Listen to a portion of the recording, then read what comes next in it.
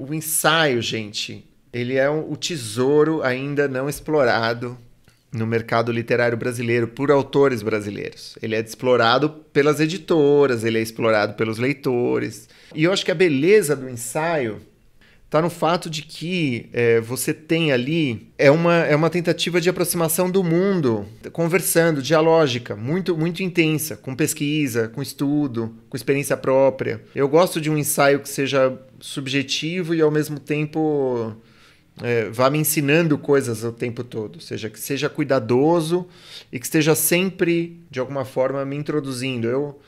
Eu reli recentemente o Rodolfo Walsh, né, o Operação Massacre, que é um relato de uma execução pouco antes de uma lei marcial que foi decretada quando teve uma sublevação de um grupo militar contra-revolucionário, ou na verdade revolucionário, porque foi em resistência a uma ditadura, um golpe, um dos muitos golpes militares da Argentina. Se aprende um pouco sobre esse pensamento militar de susto, de urgência, de emergência. Para mim é muito doloroso ler, porque meu pai foi preso, né?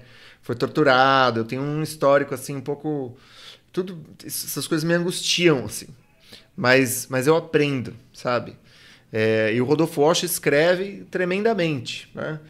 O ensaio, quando você fala assim, quais são as regras do ensaio? O ensaio não tem regra. O ensaio, ele é um tubo de ensaio. O ensaio é um laboratório de exploração do mundo. Você pode falar sobre a sua vida, você pode falar sobre o seu passado, você pode ir e voltar.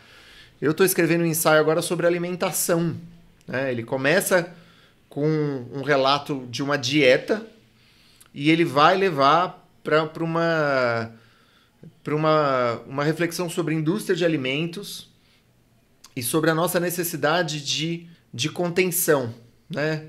Chegando numa hipótese, a minha, que todas as revoluções do século XX e XXI, e as do XXI principalmente, tem a ver com a possibilidade de a gente poder modelar a força, com a gente poder não fazer, né?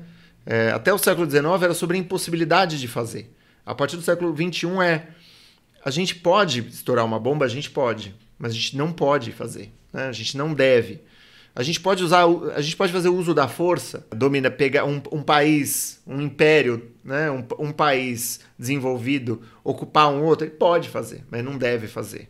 Né? Isso até a questão do abuso doméstico, a questão do feminicídio, ou seja, é uma luta civilizatória, né? E essa luta civilizatória passa por uma poética da suficiência, passa pela superação dessa polarização entre fome e terra da cocanha, aquela coisa do abuso, do excesso, né? Ou seja, a gente vai ter que aprender como espécie, se a gente quiser sobreviver, a entender quando basta e parar no momento em que basta. E aí você vai construindo pensamento, você vai construindo teorias que não são atreladas, vamos dizer, a uma disciplina unicamente, que não são amarradas numa... Ou seja, você vai... É muito interessante. É muito interessante. Eu acho que o ensaio tem muitos leitores. O ensaio tem muitos leitores, porque nem todo mundo... Tem muito mais leitor que ficção, ultimamente. Tem muito mais... A não ficção tem mais leitor que ficção, em geral. É claro que você... Depende, né? Você pode conversar mais com um certo público, um público... Enfim, você pode seduzir vários públicos. O Malcolm Gladwell faz isso de uma forma muito interessante. Eu falei no episódio do Prelo, né? Ele dá um pouco para cada público. Então, você gosta de esporte? Ele dá um exemplo de esporte. Aí depois ele vai para uma questão de desenvolvimento pessoal. Aí ele fala de urbanidade. Ou seja, ele vai levando uma determinada hipótese para vários lugares, né? Na verdade, tem a ver com um processo de desalienação, né? De desalienação da relação com a comida, ou seja... Como que aquela comida chega até nós? Como que a gente pode... Porque as nossas opções de consumo, a gente não compra um celular por dia, a gente não compra uma calça por dia, mas todo dia a gente come. Então, todo dia a gente tem uma opção de fazer uma escolha diferente. Comer é um ato agrícola, um ato político e um ato de consumo, né? Então, você vai financiando certas cadeias pelo ato de consumo. Enfim, é um tema que me... tem absorvido já faz um ano, assim, mais de um ano. E é super interessante você reler também, porque é a possibilidade de também você se reapropriar de todas aquelas leituras que você fez na vida. Você vai tomando tudo para si de novo. É muito bacana. É uma possibilidade de contribuir formalmente também com uma certa reflexão.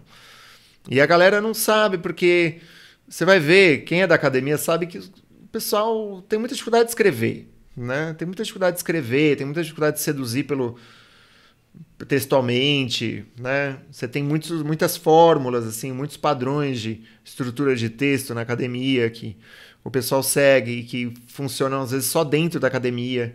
Então poder fazer essa ponte, eu não sei, faz para mim faz parte de uma missão também, sabe?